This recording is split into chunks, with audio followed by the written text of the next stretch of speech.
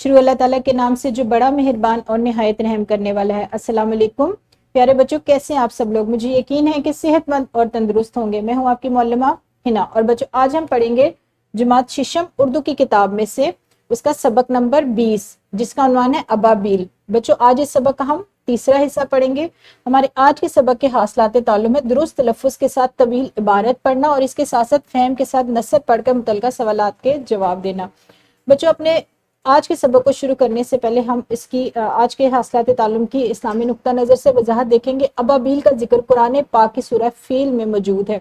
यही वो परिंदा है जिसने अब्राहा के लश्कर पर कंकरियां मार मार कर उसे नेस्तो नबूद कर दिया था, जो बदबख्त काबा ढाने के लिए हाथों का लश्कर लेकर आया था। अल्लाह ने इसको किस तरीके से बर्बाद किया था, एक छोटी सी मखलूक से बर्बाद इसको करवा दिया था। अबाबील, जिसके मुतालिक हम आज अपना सबक पढ़ रहे हैं, सबक नंबर 20, उसी के मुतालिक इस्लामी नुक्ता नज़र से वजाहत भी आज आपको बताई गई है। हम अपने सबक का बाकायदा आगाज करेंगे, लेकिन उससे पहले हम बच्चों क्या करते हैं, एक सरगर्मी दोहराई के तौर पर किसी इबारत को पढ़कर मुतल्लिका सवालात के जवाब देने के लिए क्या जरूरी है, अपनी राय से आगाह करना है। बच्चों, आपने बताना है कि किसी इबारत को पढ़कर उससे मुतल्लिका सवालात के जवाब किस तरीके से दिए जा सकते हैं। यहाँ पर वीडियो को रोके और अपनी राय से अपने मौलम और अपने साथियों को आगाह करें।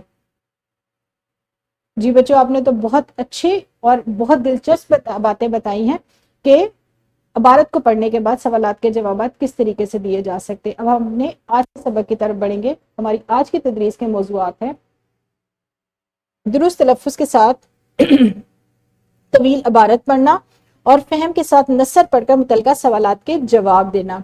बच्चों, आज हम दुरुस्त तलफ़्फ़ुज़ और फ़हम के साथ नसर पढ़कर मुतल्लिका सवालात के जवाब देने का तरीका सीखने के लिए क्या करेंगे, सबक नंबर 20 अबाबील का पहला निफ्स पढ़ेंगे।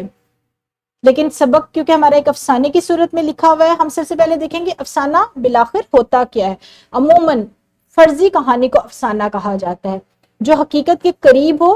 अफसाने की कोई जामिया तारीफ अभी तक नहीं की गई, ताहम तमाम नकाद यानी तनकीद करने वाले जो हैं इस बात पर मुत्तफिक हैं कि अफसाने में जिंदगी की अक्कासी होनी चाहिए। अफसाना निगार को मवाद अपने इर्द गिर्द बिखरी हुई सच्चाइयों, हकीकतों और सदाकतों से हासिल करना चाहिए। अफसाना मुख्तसर सिनफ अदब है जिसे कारी एक ही निशिस्त में पढ़ सके। हमारा सबक नंबर 20 अबाबील एक अफसाने की सूरत में लिखा गया है और आपको सबक शुरू करने से पहले अफसाने के मुतालिक मौलम भी इसी तरीके से बताएंगे कि अफसाना बिलाखिर होता क्या है। अफसाना ऐसा होना चाहिए बच्चों जो जिंदगी के करीब हो और इतना मुख्तसर होना चाहिए कि एक ही निशिस्त में कारी उसको बैठ के पढ़ ले। अब हम देखते हैं कि हमारे सबक नंबर 20 जो अफसाने की सूरत में लिखा गया है उसमें क्या मवाद शामिल है। लेकिन सबक को शुरू करने से पहले हम करते हैं खास अल्फाज, वो अल्फाज पढ़ते हैं जो आप इस सबक में पहली दफा पढ़ रहे हैं।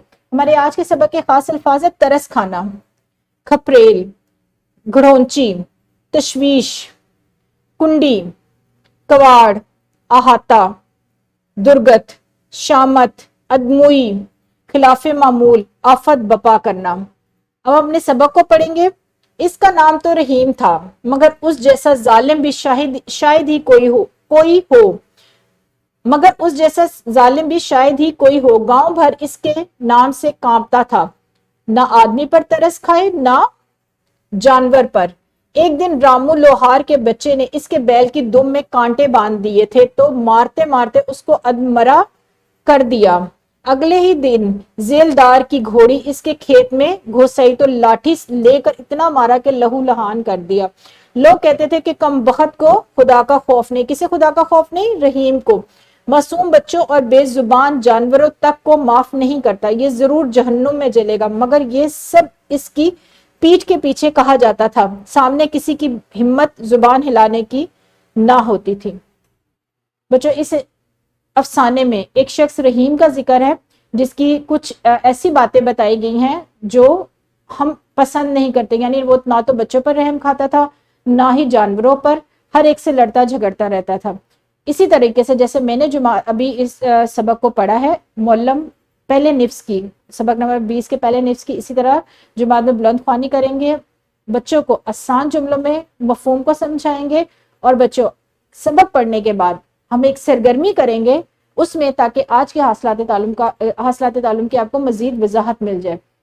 طلبہ جوڑیوں کی صورت میں بیٹھ کر افسانے کا آج پڑھایا گیا متن ایک دوسرے کو درست تلفظ کے ساتھ سنائیں گے.